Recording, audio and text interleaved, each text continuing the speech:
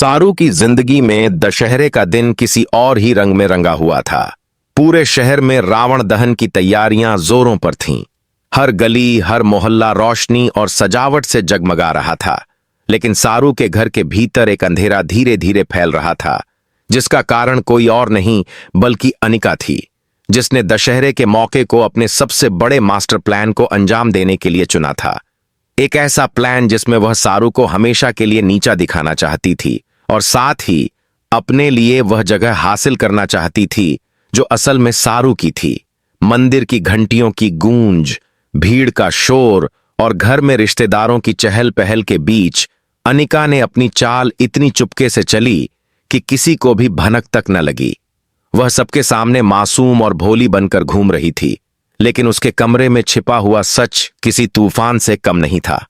उसने अपने लैपटॉप पर बैठकर सारे सीसीटीवी फुटेज और कुछ नकली क्लिप्स एडिट किए थे, जिनमें सारू को बदनाम करने के लिए सबूत गढ़े गए थे।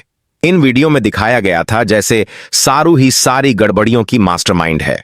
अनिका ने बड़ी चालाकी से इन फाइलों को पेन ड्राइव में सेव करके अपने पर्स में रख लिया था और तय कर लिया था कि जैसे ही रावण दहन शुरू होगा और सबका ध्यान जलते हुए पुतले की तरफ होगा, ठीक उसी वक्त वह मंच पर खड़े होकर सबके सामने ये नकली सबूत दिखाएगी, ताकि सारी इज्जत सारू की मिट्टी में मिल जाए और लोग उसे शक की नजर से देखने लगें। इस बार अनिका ने सिर्फ एक चाल नहीं बल्कि कई परतों वाली योजना बनाई थी। उसने दशहरे की भीड़ का फायदा उठाने के लिए कुछ बाहरी लोगों को भी पैसे देकर बुलाया था, ताकि वे लोग सारू के खिलाफ नारेबाजी करें और माहौल को और बिगाड़ दें। उधर सारू इस साजिश से बिल्कुल अनजान थी। वह तो पूरे दिल से पूजा और त्योहार की तैयारियों में लगी हुई थी। उसकी आंखों में सिर्फ अपनी मां और वेद के लिए खुशियां सज रही थीं। वह नहीं जानती थी कि ठीक इसी भीड़ में उसकी जिंदगी का सबसे बड़ा इम्तिहान छिपा बैठा है। तभी अचानक घर की दादी ने आवाज दी, सारू बेटा, आओ जल्दी, रावण दहन शुरू होने वाला है। और वह भागकर बाहर आई। लेकिन उसी वक्त अनिका ने अपनी आंखों से एक ऐसी शैतानी चमक झलकाई जिसे देखकर लगता था जैसे वह अपनी जीत को पहले ही देख रही हो। पूरे मैदान में लोग जय श्री राम के नारे लगा रहे थे, ढोल नगाड़े बज रहे थे, बच्चे पटाखे चला रहे थे और इसी शोर के बीच अनिका धीरे धीरे मंच की तरफ बढ़ी। उसने आयोजक से कहा कि उसे भीड़ को कुछ महत्वपूर्ण बताना है। आयोजक ने सोचा कि वह किसी सामाजिक संदेश की बात करेगी, इसलिए माइक उसके हाथ में दे दिया और जैसे ही सबकी नजरें उसकी तरफ गईं, उसने नकली वीडियो स्क्रीन पर चलवा दिया। भीड़ सन्न रह गई। वीडियो में साफ दिख रहा था कि कोई लड़की मंदिर की नकदी चुरा रही है और चेहरा सारू जैसा लग रहा था। लोग हैरान होकर एक दूसरे से सवाल करने लगे, यह कैसे हो सकता है? सारू ने ऐसा क्यों किया? तभी कुछ लोग, जिन्हें अनिका ने पैसे दिए थे, जोर जोर से चिल्लाने लगे, सारू चोर है, सारू झूठी है, इसे मंदिर से निकालो। माहौल अचानक तनावपूर्ण हो गया। सारू स्तब्ध खड़ी थी। उसके पैरों तले जमीन खिसक गई। उसकी आंखों से आंसू बह निकले और उसने कांपती आवाज में कहा, यह झूठ है, मैंने ऐसा कुछ नहीं किया। लेकिन भीड़ उसकी सुनने को तैयार ही नहीं थी। उसी समय वेद ने उसका हाथ पकड़कर कहा, सारू, तुम सच कह रही हो, मैं जानता हूं, लेकिन हमें यह साबित करना होगा। तभी दादी भी मंच पर चढ़ी और गुस्से में बोली, यह सब अनिका की चाल है, मुझे यकीन है। लेकिन सबूतों के सामने दादी की बातों को किसी ने गंभीरता से नहीं लिया। अनिका ने भीड़ की ओर हाथ जोड़ते हुए मगरमच्छ के आंसू बहाए और बोली, मुझे दुख है कि मुझे अपनी ही बहन के खिलाफ बोलना पड़ रहा है, लेकिन सच छिपाना ठीक नहीं है। उसकी ये चालाकी भरी बातें सुनकर कुछ लोग और भड़क उठे। तभी अचानक रावण के पुतले में आग लगाई गई और चारों तरफ जोरदार धमाकों की आवाज गूंज उठी। लोग ध्यान बांट बैठे और इसी अफरा तफरी में वेद ने सारू को पीछे खींच लिया और धीरे से कहा, यह सब अनिका का प्लान है, हमें इसके पीछे के सबूत ढूंढने होंगे। सारू की आंखों में अब आंसुओं की जगह गुस्सा भर गया।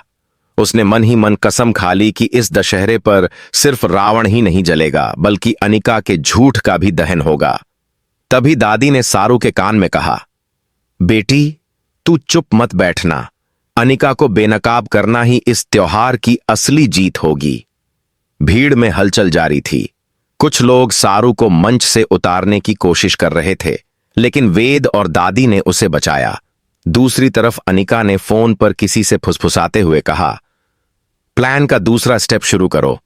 और तभी पंडाल के पीछे से नकली पुलिस वाले, जिन्हें अनिका ने ही हायर किया था, आ गए और जोर से चिल्लाए, हम सारू को गिरफ्तार करने आए हैं। यह सुनकर तो लोगों में और खलबली मच गई। अब सारू बिल्कुल अकेली खड़ी नजर आ रही थी, लेकिन उसके दिल में कहीं ना कहीं यह भरोसा था कि सच्चाई चाहे कितनी भी देर से सामने आएगी जरूर, और जब आएगी तो अनिका का खेल खत्म हो जाएगा। भीड़ के बीच जहां हर कोई सारू को शक की नजरों से देख रहा था, वहीं सारू का दिल मानो टुकड़ों में बिखर गया था। लेकिन उसके चेहरे पर अब भी एक ऐसी दृढ़ता थी जो बता रही थी कि वह इतनी आसानी से हार मानने वाली नहीं है। नकली पुलिस वालों की गिरफ्त में जाते हुए उसकी आंखें अनिका को ढूंढ रही थीं, और जब उसकी नजर अनिका पर पड़ी तो उसने देखा कि अनिका के होंठों पर एक चालाक मुस्कान तैर रही थी, मानो उसने जीत का जश्न अभी से मनाना शुरू कर दिया हो।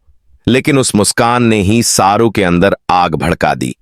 उसने मन ही मन ठान लिया कि अब चाहे जितना बड़ा खेल क्यों न करना पड़े, वह अनिका को रंगे हाथों पकड़कर रहेगी। तभी दादी आगे आईं और जोर से बोलीं, रुको, यह कैसी गिरफ्तारी है?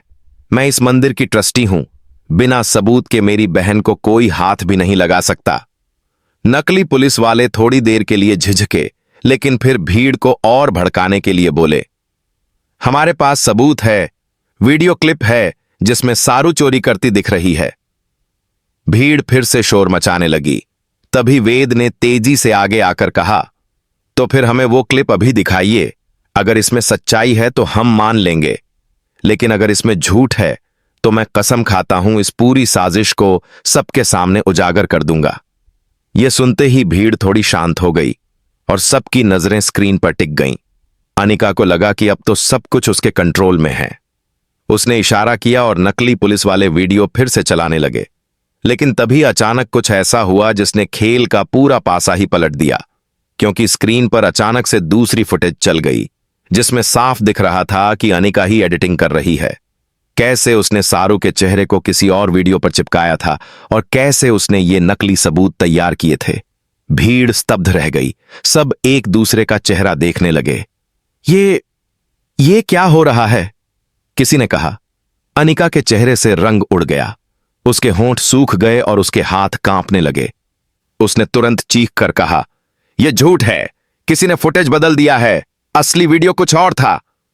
लेकिन भीड़ अब उस पर गुस्से से चिल्लाने लगी, हमें सच्चाई दिख गई है, तू ही गुनहगार है।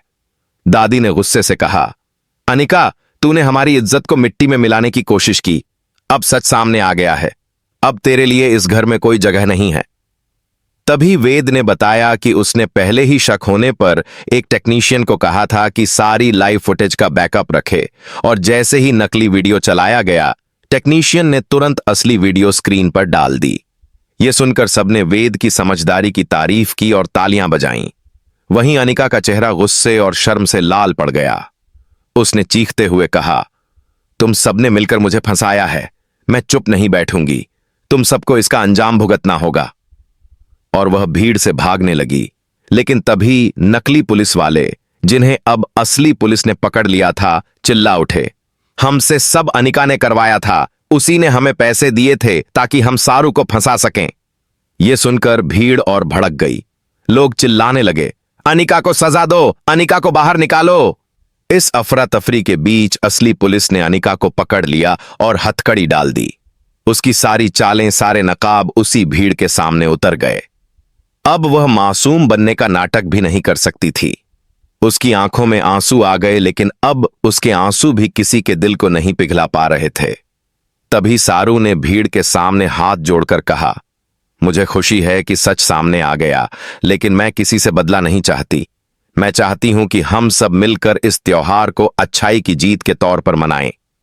उसके शब्द सुनकर भीड़ में सन्नाटा छा गया और फिर तालियों की गड़गड़ाहट गूंज उठी। सब लोग उसके समर्थन में खड़े हो गए। दादी ने उसे गले लगा लिया और बोली, बेटी, आज तूने साबित कर दिया कि सच्चाई की जीत हमेशा होती है, चाहे सामने कितनी भी बड़ी चाल क्यों न हो। वेद ने भी सारू का हाथ थामकर कहा, मैंने तुझसे वादा किया था कि तेरे साथ हमेशा खड़ा रहूंगा, और आज देख ले, हमने मिलकर झूठ को हरा दिया। सारू की आंखों से आंसू बह निकले, लेकिन इस बार ये आंसू दर्द के नहीं बल्कि राहत और खुशी के थे। उसी वक्त रावण का पुतला पूरी तरह जल चुका था और राख हवा में उड़ रही थी, जैसे आसमान भी ये गवाही दे रहा हो कि बुराई कितनी भी ताकतवर क्यों न हो, अच्छाई के आगे टिक नहीं सकती। भीड़ ने जोर जोर से जय श्री राम के नारे लगाए और पूरा मैदान गूंज उठा।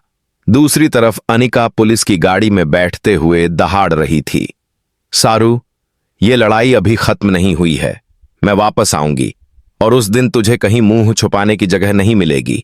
उसकी ये आवाज दूर तक गूंज उठी, लेकिन अब लोग उसकी बातों को सिर्फ पागलपन समझ रहे थे। वहीं सारू मन ही मन प्रार्थना कर रही थी कि उसकी जिंदगी में अब और कोई तूफान न आए। लेकिन उसे यह अंदाजा नहीं था कि अनिका की ये हार सिर्फ एक शुरुआत है। असली खेल अभी बाकी है और आने वाले वक्त में उसके सामने और भी बड़े इम्तिहान खड़े होंगे। लेकिन आज के इस दिन उसने ये तो साबित कर ही दिया कि सत्य चाहे कितनी भी देर से सामने आए, लेकिन उसका प्रकाश अंधेरे को मिटा ही देता है। और इस दशहरे पर सिर्फ रावण ही नहीं जला, बल्कि अनिका के झूठ और उसके नकली मास्टर प्लान का भी अंत हो गया और सारू का नाम फिर से सबकी इज्जत का प्रतीक बन गया।